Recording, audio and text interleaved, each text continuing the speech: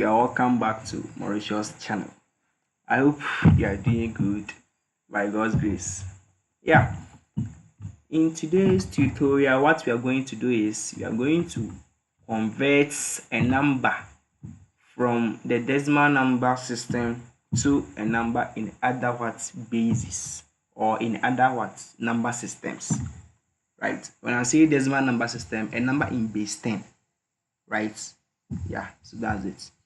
So in the first line of code, you can see that I'm just printing what we are coming to do to the user, and like we are just decreasing our code a little small, like a bit small, to the user that this is what we are coming to do, decimal to other bases. Yeah, that's it. There's a typo here, decimal to other bases.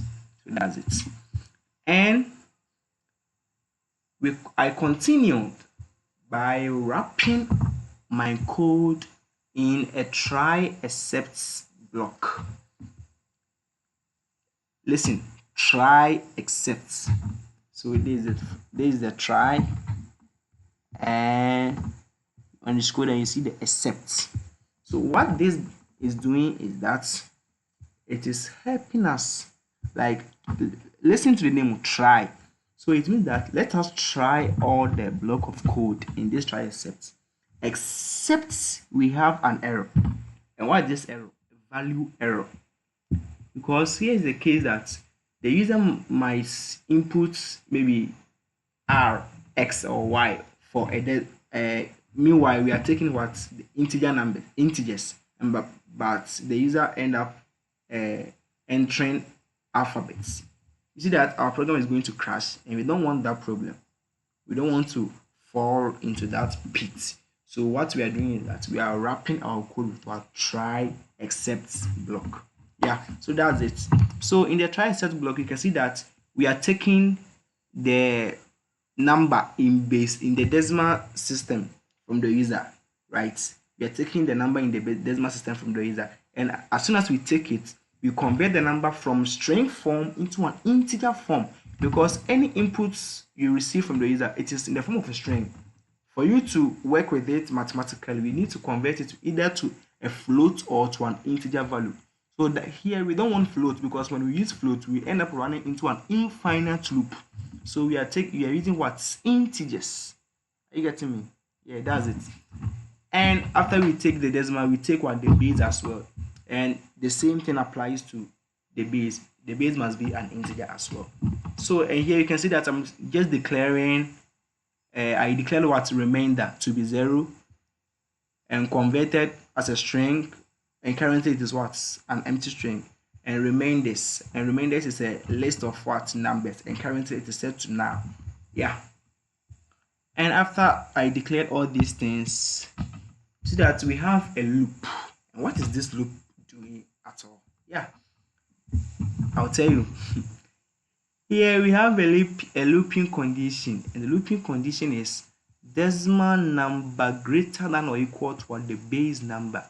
And bear in mind, we have already taken the decimal number in the base number from the user. And anytime we enter the loop, what are we doing in this loop at all? We are saying that remainder equals the decimal number modulus the base number. The modulus operator in mathematics helps us to find the remainder after dividing a certain number by a given number. And here, the number we are talking of is what? The decimal number and the base number. When we divide them, what is the remainder? Because it is either there's going to be no remainder, which is what? 0, or there's going to what? A remainder other than 0, right? And anytime we find the remainder, what are we doing to the remainder? We are storing the value of the remainder in the array or in the list of remainders. So you can see that we've written remainders.append remainder, right? And ask me why are we even storing this in the array of remainders? Yeah, here's why. You can see that when we are converting a number in the decimal number system to any system, we will write the solution from the bottom to the what? To the topmost, right? And for we to do this, we need to store it in an array, so that after everything we can what? Reverse our array, so so that those at the bottom will come to what, the topmost part, and those at the topmost part will go to what, the bottom side, right? So that's why I'm storing it in an array. I hope now you understand. So guys, I want you to subscribe to my channel and give me a like to support me small. Thank you. Let us continue. And anytime we do that, the decimal number must change at the end of the loop. And how is it going to change? It's going to change by what? Dividing the decimal number by the base number, right? Here you could have what, said what, remainder is equal to what, the decimal number divided by the base number, right? And we don't want to write dirty codes. We don't want to write dirty codes, so we want to write cleaner codes. So we did that before we change the decimal number. So here, so if the decimal number were to be 10 and the base number were to be what, 2, after division the decimal number is now 5. So when we enter the loop again, the decimal number is not 10, it is 5. So at the end of the loop, we will find ourselves getting a decimal number less than the base number, and so we would now with the loop will terminate. The looping condition will not be true anymore, right? Yeah, so that's it. And after everything, you can see that I have appended the final decimal number to what, the remainders. And this is why when we're doing it manually, you see that we will write a solution from the final from the final dividend to the topmost one, right? And how are we going to find this final? How are we going to get this final thing? We get this by just what, appending the final value of the decimal number to the list of remainders. And after everything, we reverse the numbers in the list of what, remainders, so that we can just print it to the user. And I don't want to print it in a way that will look maybe like in a form of array or list. They will be separated by commas. No, I want to print it in a string form. So I declared a variable here called what, converted, and initialize it to what, empty. So this, I'm now making use of it. So I use formatted string to just concatenate the remainders in the list of what, remainders together, and just print it to the user.